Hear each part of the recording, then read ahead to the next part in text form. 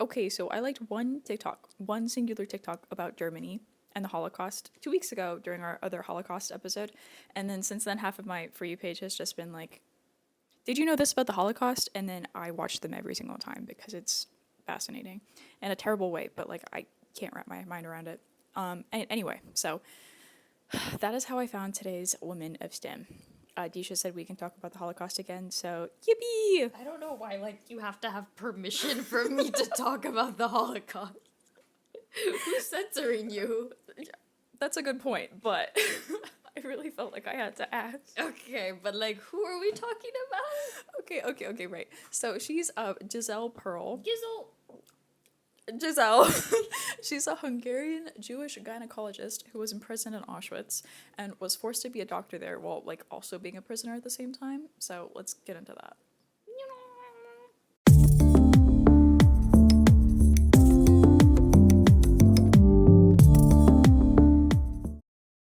Okay, so she was born on December 10th, 1907 in Szeged, Hungary, and then after the war it would become part of Romania. So she grew up in a Jewish family with 6 siblings. At the time, over a third of their little town was Jewish. There were dozens of synagogues and Jewish-owned businesses. Religion was obviously a very large part of her upbringing. And her father, Mosh, I think it's pronounced, I don't know. But he was a very successful businessman. And he did so well that they were like able to hire a live-in maid and a governess. And their house was like, I don't know, used to be owned by some like I don't know, French artist or something, even though they lived over there. It was like beautiful and incredible, and they were pretty well off. Like they were living life. Yeah, and then her mom, Frida, was a homemaker who loved to bake and cook. So out of the 7 children, all but one of them would receive doctorates in either medicine or other fields. Oh, wow. They were, like, super, like, intellectuals. Yeah. So, Giselle spoke several languages, including Hungarian, Romanian, German, Grinch, and Yiddish. Grinch? What is Grinch? I meant to put French.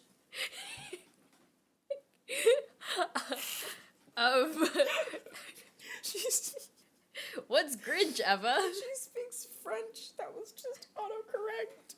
How does French autocorrect to Grinch? Because I have bad typing. Like if you move your fingers over one from like where you put the F and then the G, it becomes Grinch instead of French. But the I is there and the E's over there. That's where autocorrect locks it, babe. I don't know. So she spoke French, but that's a lot of languages regardless. So Giselle was the first Jewish girl in her town to finish high school at 16. However, when she told her dad that she wanted to study medicine, he refused. He was worried that it would make her stray away from the Jewish faith, which is, I suppose, a little ironic because Jewish people were actually like, because like they were too clean, like they were too hygienic. Like I remember like learning about it in history that they were like considered like pagans or like witches or I don't know, just like not Christian because they took too many baths, which is wild.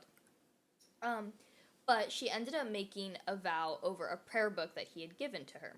She said, "I swear on this book that wherever life will take me under whatever circumstances, I will always remain a good, true Jew." After that, he agreed to her going to medical school. Much later in life, when Giselle had patients of her own, she brought him another prayer book engraved with his name. Later, he carried that prayer book with him to the gas chambers at Auschwitz. Yeah, it gets real serious real quick. Yeah, but backtrack a little. So Giselle went to medical school in Berlin, which at that time was basically like a mecca for Jewish physicians during the Weimar Republic. Weimar. Yeah, not great with the pronunciation. But so the Jews comprised more than half of the doctors in Berlin. And when the National Socialist Party rose to power in 1933, Jewish doctors, including gynecologists, were stripped of their positions and purged from universities, professional societies, government, all of that. So Giselle was able to return to Hungary, where she became a beloved doctor amongst her community. I typed this really poorly. And she worked alongside her husband, who was a surgeon named Ephraim Krauss. They had 2 children together, a boy and a girl. In December of 1943, the Nazi came through Szeged. During this time, Giselle was doing the work of basically 3 doctors. She stayed there and kept doing doctor things for her community, but she replaced the gynecologist who had left with labor battalions. So she brought babies into the world and told comforting and optimistic stories about a future about no Nazis, about, and yeah. So Giselle was full of hope during this time period, especially hearing rumors and plans of liberation from the East and West. One afternoon, a German doctor, Dr. Capesius, visited Giselle in her office. He introduced himself as a medical propagandist of the IG Farbenindustrie. Farbenindust. It was the German chemical and pharmaceutical conglomerate. He told her while the IG Farber was an integral part of the Nazi system and while he represented them, he did not care whether he sold their products. He told her that he was familiar with Giselle and her husband's work in Berlin during the Weimar Republic, and he wanted to talk to her about how Germany was back in those days. He asked her to trust him and that many Germans just like him live only for the day of liberation. Dr. Capesius was invited to her home. They talked about music, literature, the scientific achievements of pre-Hitler Germany. They spoke of their hatred of the Nazis, dreams of post-war Europe, and then he admired her watch, thanked her and her family for a wonderful night, and then told her to keep up her courage. Okay, so a little history on the company that he worked for. So IG Farben's initiative was actually connected with the founding of Auschwitz, specifically Auschwitz-Monowitz concentration camp. They wanted to build its third largest plant for synthetic rubber and liquid fuels. They planned to employ, in quotes, prisoners from the nearby Auschwitz concentration camp and decided to put their plant obviously right next to Monowitz after forcefully taking the land from the Polish in February of 1941. So they would hire the prisoners for about $3 per day, which is like a crazy price cut. It's like 2 cents. By the way, obviously they were not paying the prisoners. They were hiring them from the SS. So they were giving them like, here's a little bit of money. We'll just borrow these guys. Doesn't matter who the guys are, if they're the same guys. They didn't care. They just wanted the labor. So the IG Farben director at the time was Otto Ambros, and he said that the new friendship with the SS was very fruitful. What's the SS again? They're the Nazis.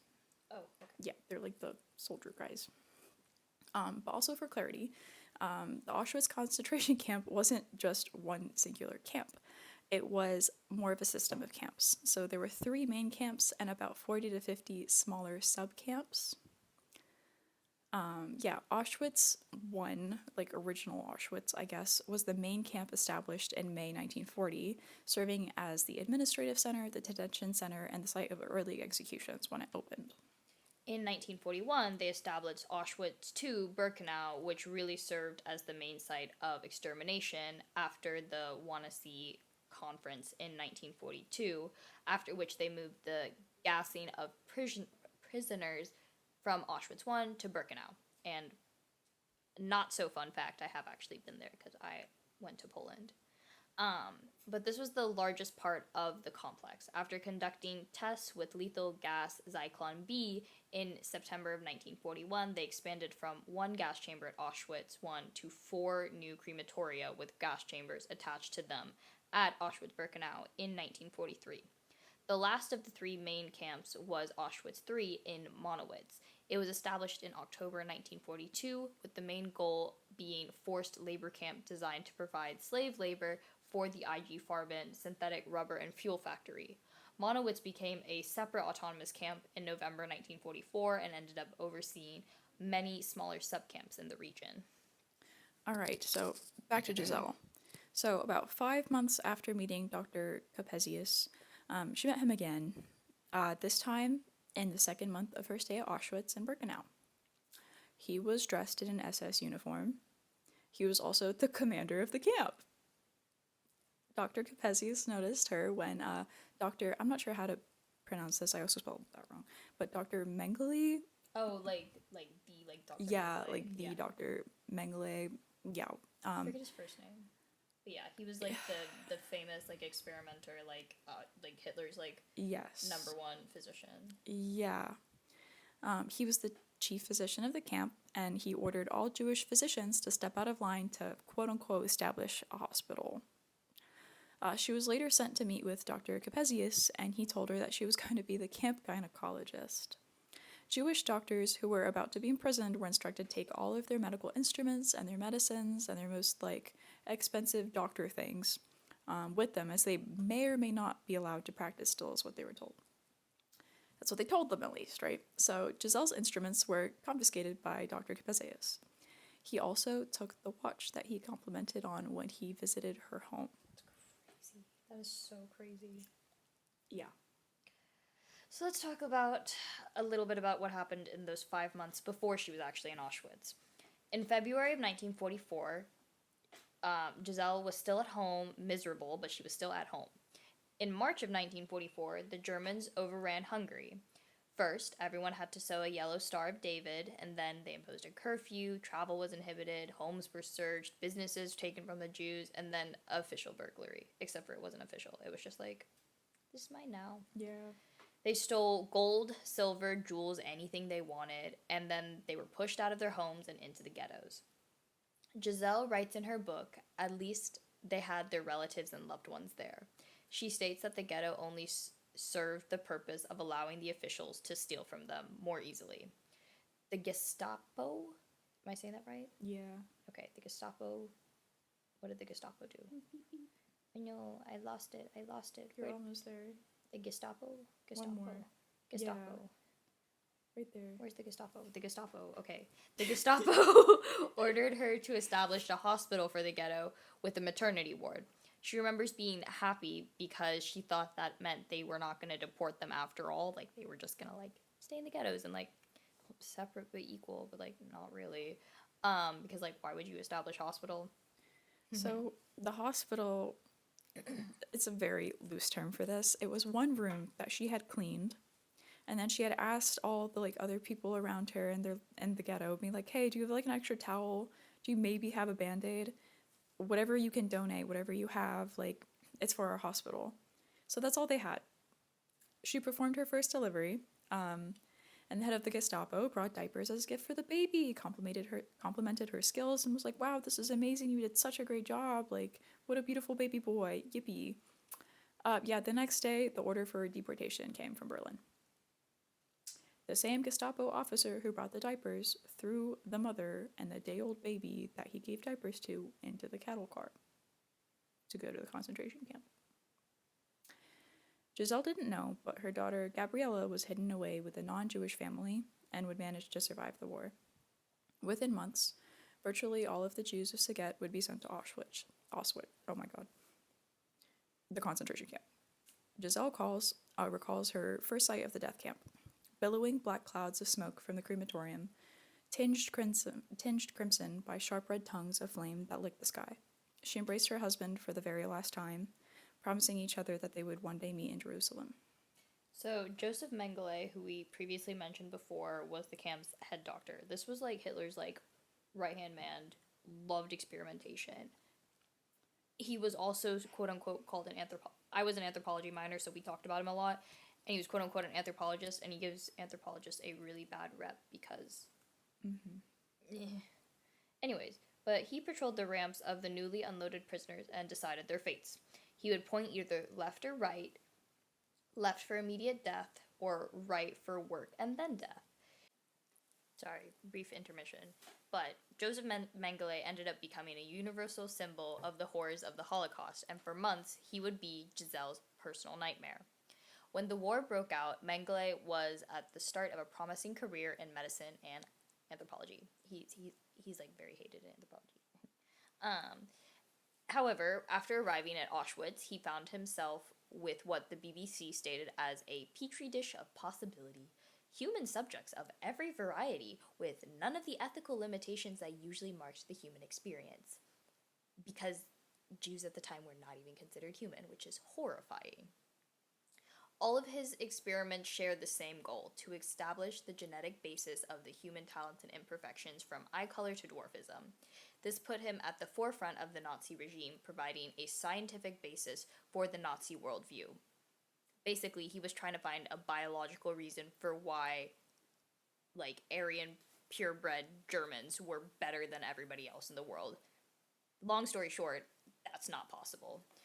But he wasn't able to do this alone, and he cherry picked medically talented prisoners as they stumbled out of the cattle cars and brought them into the camp. I don't know how you look at like literally another human and you're like, yeah, You experiment. I don't know if you like knew this, but back in like the day, I don't think he was the very first person to do it, but it was like they looked at the skulls of like African Americans and white people, and they were like, "Oh, that skull's African American, obviously, because it looks Can't you more like not a tell, monkey." No, though? you can't. You cannot. You genuinely cannot. Okay, so basically, you cannot tell the difference between a white skull and a black skull, or an Indian skull or a Hispanic skull, because all the skulls look exactly the same. The only difference is like, oh, you have a bigger forehead than I do. We're all human, queen. It's just a skull. You're literally a pencil in a meat suit. All the pencils are the same.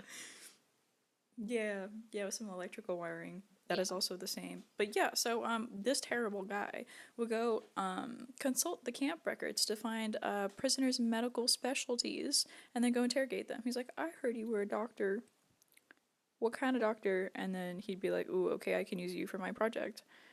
So Giselle was one of the 5 doctors and 4 nurses that he ordered to establish a hospital, in quotes at this point, because like we know they don't really care about giving them a hospital. They just want to find new ways to like mess with them.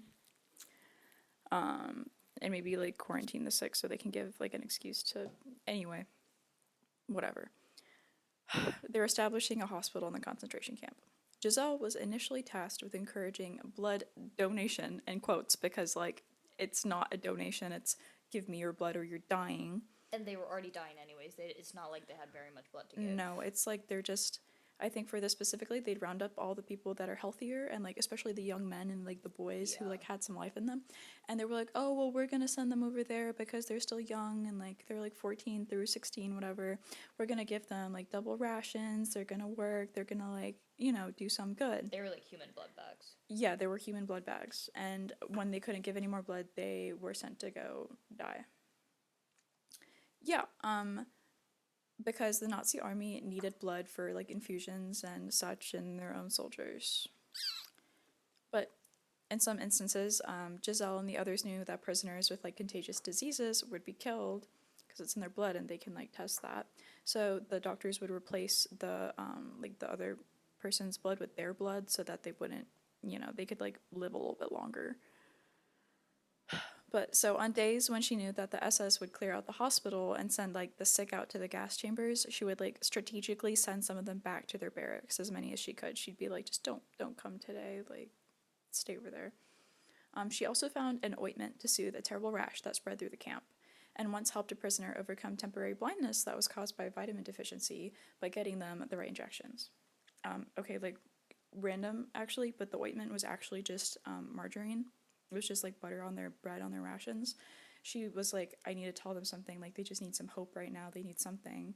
I don't know if this actually had any like actual medical benefit or if it was just them believing like, oh, now that I have something, it's gonna like be okay. Everything's gonna be okay. I'll just put this on my rashes and it'll get better. It did get better though. Yeah. It did get better. They probably just need like moisture or something like that. Yeah. Just like something like anything to like cover the wounds. But after Mengele learned that she was a gynecologist, he ordered her to help him in the women's camp. She stated that without her instruments, she would treat the patients with her voice by telling them beautiful stories, that one day they would be able to sing again. Her greatest pain was managing pregnant women. Dr. Mengele told her that it was her duty to report every pregnant woman to him. Why? Because he wanted to experiment on the babies. But he told her that they would be moved to a separate part of camp, given double rations, even milk. Yeah, so shortly after, she witnessed the Nazis rounding up a group of pregnant women and just torturing them. And worse than sending to them, like way worse than just like getting sent to the gas chamber. Like they were being beaten with nearly an inch of their life. They were hit with clubs, kicked them completely, just like had dogs chase after them and literally tear them apart. And when women collapsed, they would just throw them in the crematorium while they were alive. Like, they burned them alive. She stated in her book that gradually the horror turned into revolt, and revolt shook me out of my lethargy and gave me a new incentive to live. She said, "It was up to me to save the life of the mothers, even if there was no other way than by destroying the life of their unborn children." After seeing this, Giselle swore to herself that there would never again be a pregnant woman in Auschwitz. She also stated this: "The greatest crime in Auschwitz was to be pregnant." The decision cost her dearly, but she realized that if she had not ended the pregnancies, both the mother and the children would have faced certain death. She began to perform surgeries that she believed herself incapable of doing before the war: abortions. In spite of her professional and religious beliefs as a doctor and an observant Jew, Giselle began to perform abortions on dirty floors, with bare, unwashed hands. Without any medical instruments, without anesthesia, and often cramped in filthy bunks within the women's barracks of Auschwitz. She ended the lives of countless fetuses in hopes that the mothers would survive and perhaps be able to have children in the future. Sometimes the pregnancies were too far along to be able to perform an abortion. She would have to induce labor early, and in these cases, since the amniotic sac would be broken, the premature infants would have died almost instantly. Without the threat of discovered pregnancy removal, the women were able to continue work and gain temporary reprieve from these death sentences. You also have to understand that people didn't want to get pregnant in Auschwitz. It literally meant immediate torture and death, and everybody knew that. You either came to Auschwitz pregnant or were selling yourself, like indulging in prostitution to get an extra piece of bread or a shoestring to tie the shoes that were way too big, just to tie them tighter. So you wouldn't get blisters and not be able to work and not be sentenced to death. Or you were unfortunately sexually assaulted by the guards. No one was nobody wanted to have a child in Auschwitz. It was always against their will. So the doctors involved in saving the women's lives through inducing birth of committing infanticide were under no delusions of heroism regarding the murderous actions. Nor did the doctors who performed these actions believe they were committing anything other than murder. Their decision was taken with extreme difficulty, and it was to preserve the lives of the mothers who would have otherwise just been killed. Other doctors in Auschwitz had to make similar decisions. Another doctor named Lucy Adelsberg said this: "Doctors who had been trained to preserve life had to become killers to help their patients survive." Camp prisoners were not the only ones to have abortions either, by the way. This is like an interesting occurrence, but there was this lady named Irma Grez, or Greasy, and she was an infamous camp guard. She forced Giselle to perform an abortion on her at gunpoint. Giselle fully believed that she was going to die like immediately after, and she just didn't. The lady like let her go, and in her book she talks about it. She's like, "Oh well, maybe I'll get you a coat sometime." She never got the coat, by the way. That's crazy. Yeah. By day, Giselle, against her will, assisted Mengele in his research. He commanded her to deliver the first pair of twins in Auschwitz, and she knew that they were destined for his twin experiments. This is like one of the most famous things, like, unfortunately, Mengele is known for. And I hate that, like, the people that commit such atrocities are like more famous than the people who suffer from it, typically, because they don't survive. But regardless, he had her extract 8-week-old fetuses and preserve them in glass so that they could be sent to Berlin. Even as she performed these tasks for him, she lived in fear of his wrath. Quote, "He was free to do whatever he pleased with us, beat us, whip us, kick us with heavy boots, or simply dispatch of us in the crematorium," she wrote. Therefore, Giselle performed the secret abortions at night at a great risk to her own life. At the same time, she was a doctor. She was also a prisoner in a concentration camp, and she was also a target of genocide. Right. I feel like, especially when first reading this, be like, "Oh, she's a doctor. Like, she probably got better treatment." Girl, no, it was worse. Like, Yeah. she was a prisoner, but then also she had these people that she felt responsible for. So whatever she had, extra bread, anything, she probably hadn't eaten in like a week. Whatever she had, she just traded it for maybe a Band-Aid or something that might help her patient live. Like, and then on top of that, like, this is a really heavy decision to be like, okay, well, I'm going to, take away the lives of so many little babies just to hopefully get us out of here and maybe get a woman out. Like, that's a lot for one person to carry, you know what I Yeah. mean? Yeah, by March 1945, Giselle had been moved from Auschwitz to Bergen-Belsen in northern Germany, where she would witness the liberation of camps on the same day. On the same day she was liberated by the British Army, she delivered a Jewish prisoner's baby into the free world.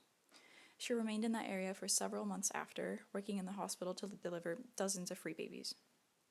Finally, she left to wander Germany on foot for 19 days in search of her family. To her horror, she learned that her husband had been beaten to death just before liberation, and her son had been cremated.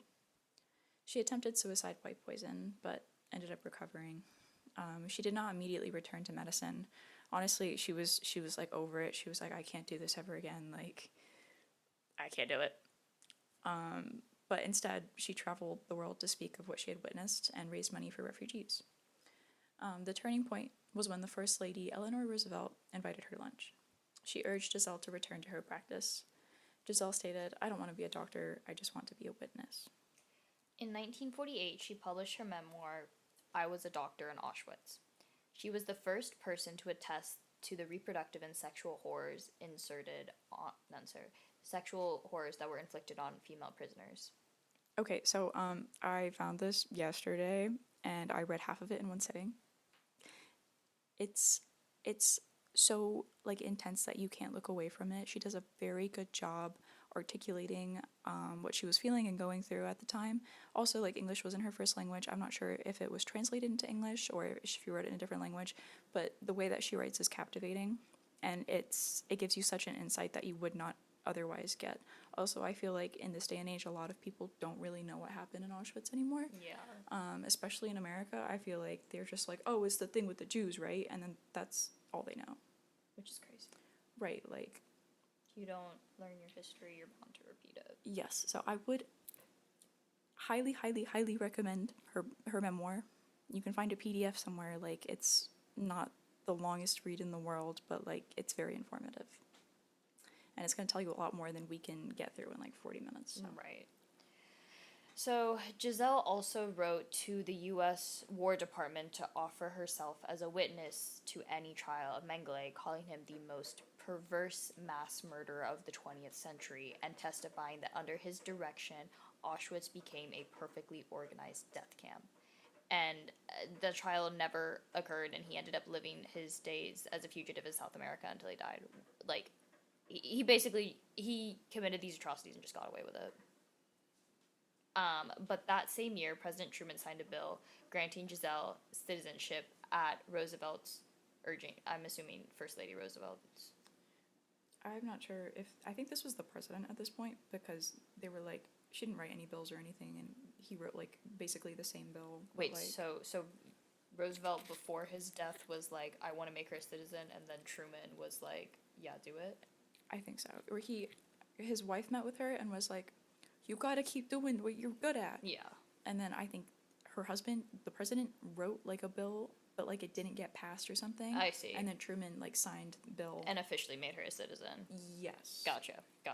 Yes. I think that also made her like a doctor in the U.S. too. Okay. Oh, yeah, okay. So she began working on the labor floor at Mount Sinai Hospital in Manhattan. Cyanide? It looks like Sinai. No, cyanide. Okay, well, in 1966, there's a group photo of the OBGYN department, and it shows her smiling and sitting like cross-legged. She's the only female physician in literally a sea of men. There's like maybe 35 men in that picture. That's a guesstimate, but like she's just the only girl, and she's just like, hey girl. But yeah, so Dr. Carmel Cohen, who was a retired physician who worked with her, was also like in that picture, I believe. He stated in 1958 that he remembers her as highly energetic. Though she never spoke publicly about her experience in the Holocaust, like to the coworkers and stuff, she did a lot of other things, but he remembers her tattoo was always visible. She wore it, in my view, as a badge of honor, is what he said. She eventually opened her own thriving practice on Park Avenue, dedicated to helping women with infertility, and many of them were also Holocaust survivors that she had known in the camps. There's a whole bunch of statements from them once they like were liberated that are like Like, she's our doctor. Like, she is the Jews' doctor, and you can find those online. Between 1955 and 1972, she co-authored 9 academic papers. I believe she was like the sole author on a couple of them. And they all looked into treating common diseases with pregnancy. But she would go on to deliver 3,000 more babies. Every time that she entered a delivery room, she always stopped to pray first. The prayer was always the same: God, you owe me a life, a living baby. In 1978, she learned that her daughter had survived the war. Giselle immigrated to Herzliya, Israel, to live with her daughter and grandson. She was also reunited with her sister Rose, who had traveled to Israel to study in 1938. She lived out the rest of her days there until she passed at the age of 81. And that is the end of our story on Giselle Perl, who lived through absolute atrocities and still came out saving lives and delivering even more. I can't believe she didn't see her daughter again until she was like 80? Not 80, but Yeah. like very close. 60s, 70s. Yeah, close to the end of her life. Yeah. Go Kind re- of a depressing one. Yeah. But go read her book. This is information that like you need to put in your brains and stay Yes. educated on, even Yes. if it's sad. You can be sad, but at least you're educated. Right. You can't be sad and dumb. Till next week.